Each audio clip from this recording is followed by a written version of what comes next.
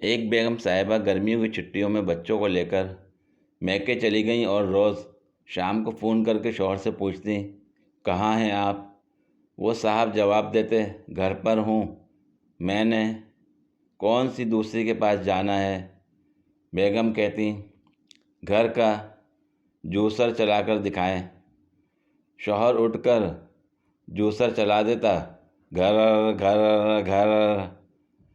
एक शाम बेगम साहबा बग़ैर बताए घर वापस आ गईं। दरवाज़े पर ताला लगा था। पड़ोसन से पूछा, ये कब निकलते हैं, कब आते हैं, कुछ पता है। पड़ोसन ने कहा, रोज़ सुबह जूसर लेकर निकलते हैं, कब आते हैं ये नहीं पता। उसके बाद शौहर का जूस बन गया।